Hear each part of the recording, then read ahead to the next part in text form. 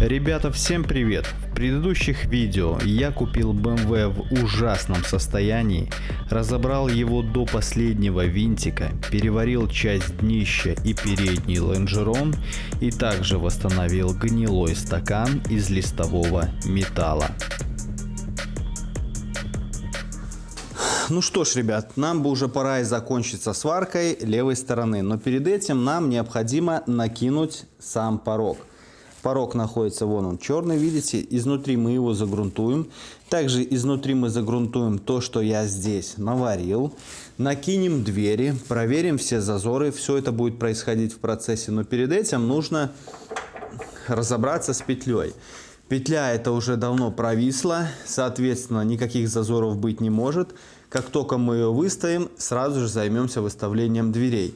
Потом накинем крылышко, проверим все зазоры крыло-дверь и, соответственно, разберемся с той нишей, куда вставляется аккумулятор. Потому что туда прилетал когда-то удар, что-то там пожевано, что-то там уже немножко ржавое, но по ходу гнилого там ничего нету.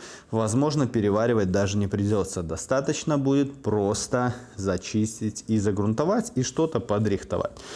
Также, кто был подписан на мой инстаграм, ребята, скорее всего, в России уже инстаграм не работает. Так что для вас я оставлю ссылку в мой телеграм. Подписывайтесь в телеграм, это будет вместо инстаграма. Там я выкладываю информацию максимально быстро. Ну, можно сказать, как бы в прямом эфире.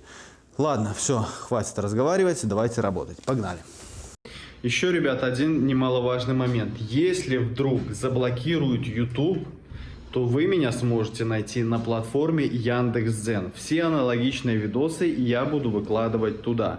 Так просто и напишите в поисковике Яндекс.Дзен Антон Маляр, и вы наткнетесь сразу на мой канал, либо я оставлю ссылочку в описании. Все, начинаем работать.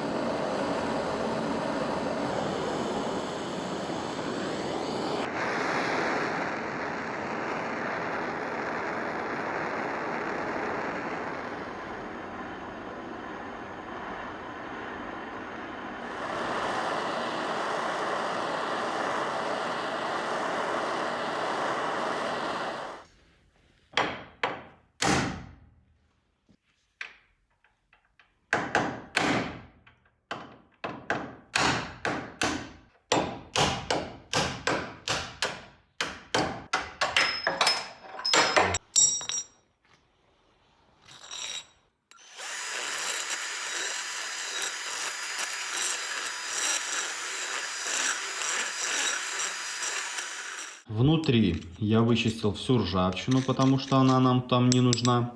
Есть два варианта решения этой проблемы. Можно заварить вот эти вот отверстия, а потом просверлиться. Но, на мой взгляд, отцентроваться будет сложновато. Это, конечно, не критично, но это сложнее. На мой взгляд, гораздо проще просто разрезать здесь и здесь болгарочкой, сделать канавку. Расплескать все это молоточком, сделать то отверстие, которое нам надо, и, соответственно, потом это заварить. Диаметр буду делать под вот такой вот клапан. Это будущий шток этой петли. Вот и все. Если я, к примеру, переплескаю, сделаю отверстие чуть меньше, чем мне нужно, я все это могу сделать сверлом, рассверлить.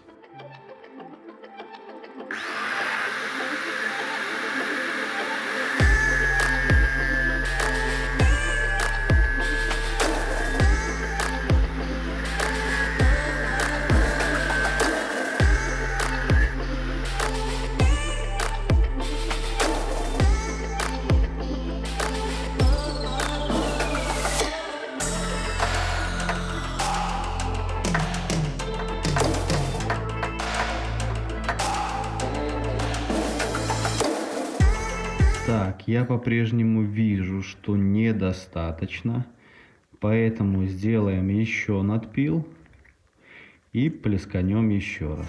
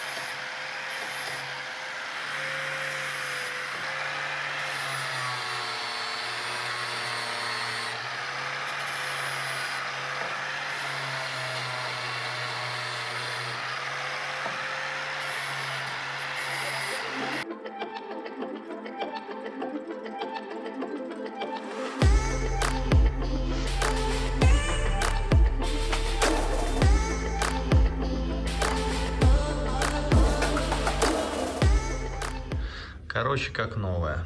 Даже, наверное, лучше. Смазочки я запихнул, чтобы там ничего не перетиралось.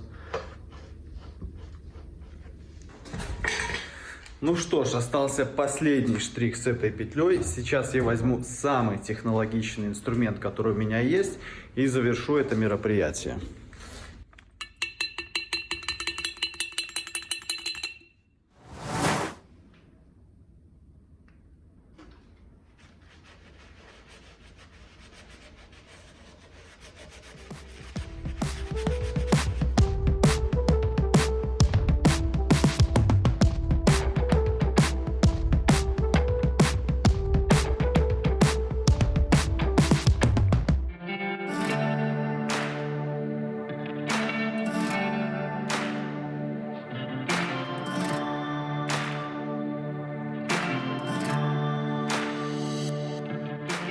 Пока эта петля сохнет, сейчас мы занимаемся порогом. Отрезаем все лишнее, что нам не нужно, примеряем и смотрим, что к чему.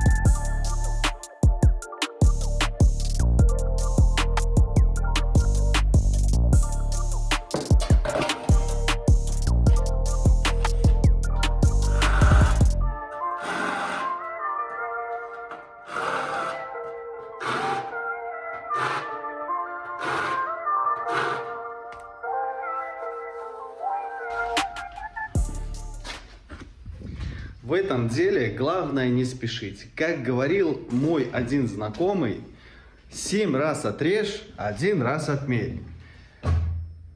Или наоборот он говорил. Короче, ладно, суть вы уловили, это не важно. Значит, важно то, что сейчас мы накидываем порог, примеряем эти точечки, помечаем маркером, потом их аккуратненько подшлифовываем, а потом приварю. Погнали!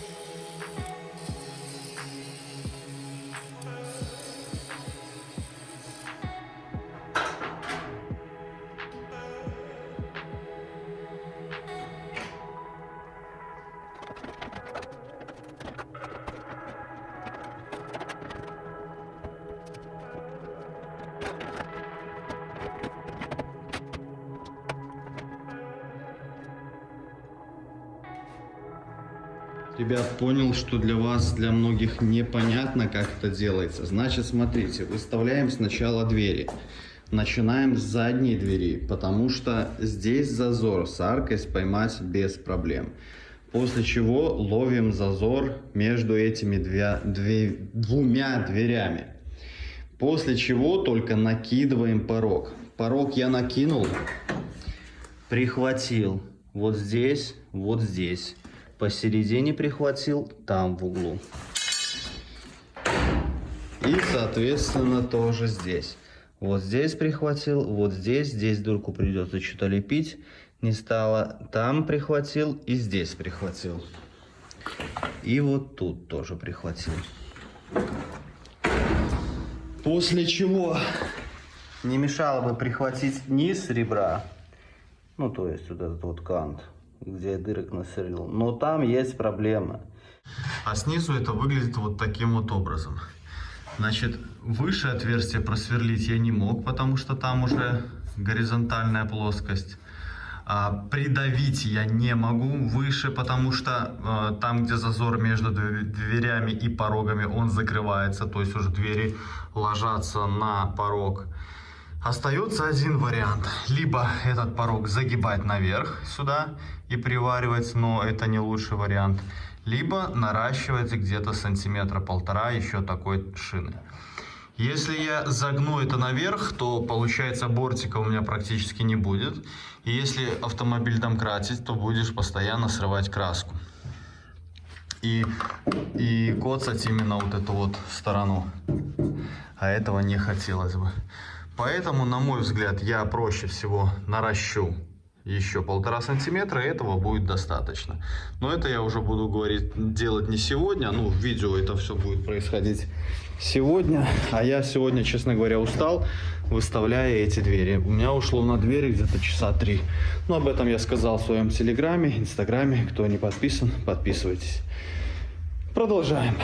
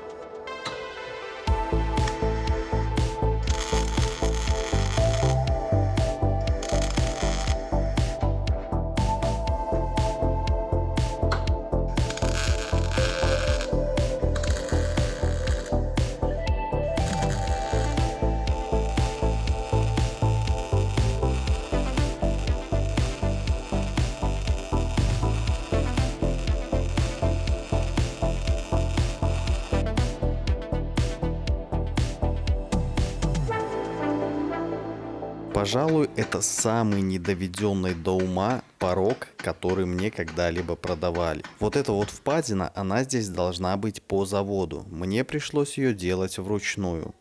Как я ни крутил и не вертел заднюю дверь, когда ты ее открываешь, ее угол цепляет прям за порог.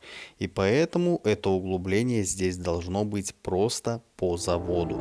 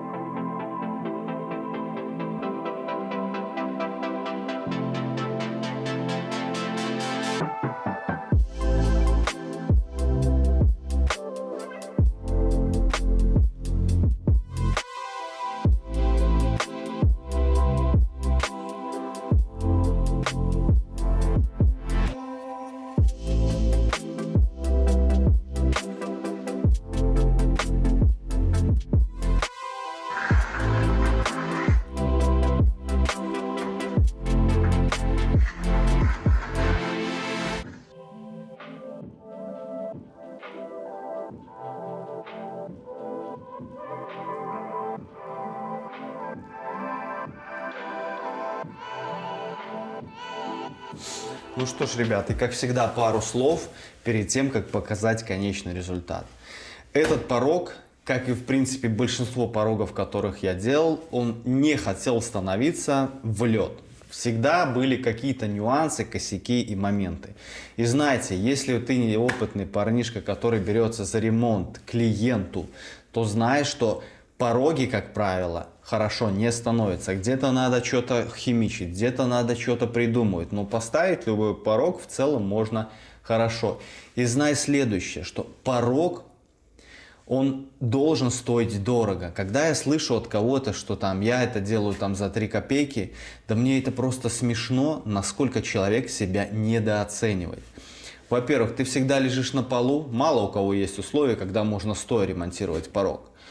Во-вторых, ты дышишь этим. В-третьих, ты должен разобрать практически весь автомобиль. Снять двери, крылья, там, другой раз еще фары нужно снять, чтобы снять бампер, чтобы подлезть к этим крыльям. И по факту получается так, что ты полностью разбираешь автомобиль. Кто тебе за это платит? Узнай, сколько денег стоит это на автосервисе. Просто разобрать. А ты знаешь, что ты это делаешь абсолютно бесплатно. Плюс ты должен его еще приварить правильно, обработать, там кто-то еще подготавливает. Плоскость это неровная, подготавливается она сложно. Потом это нужно покрасить. Все это определенные трудозатраты. Это не покрасить тебе крылышко и не покрасить дверь. Это очень сложный процесс, который должен стоить дорого. Один порог переварить в среднем должен стоить минимум $100. Понимаете? Покрасить его, соответственно, тоже плюс еще $100. И поэтому, когда вы беретесь за эту работу, умейте объяснить клиенту, что эта работа не может стоить дешево. Если ты берешься клиенту за 3 копейки делать этот порог, знай, ты на всю жизнь ставишь себе клеймо, что ты делаешь за копейки. И денег здесь ты никогда не заработаешь. Почему? Потому что тот клиент, которому ты сделал за 3 копейки, он рассказывает своему знакомому: вот я делал там-то, там-то, взяли немного. И этот знакомый уже к тебе придет тоже, он захочет делать этот порог за 3 копейки. И знай себе цену, не работай за дешман. И только тогда маляры и кузовщики смогут зарабатывать нормальные деньги на это.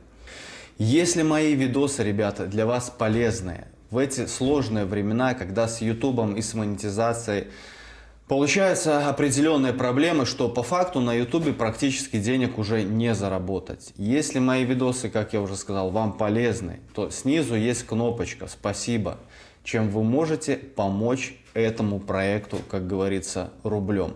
Потому что если на YouTube денег не зарабатывать, то этот проект, он теряет полностью весь смысл. Проще всего его вот на моем бобике прям вытянуть с гаража и выкинуть на металл сдать.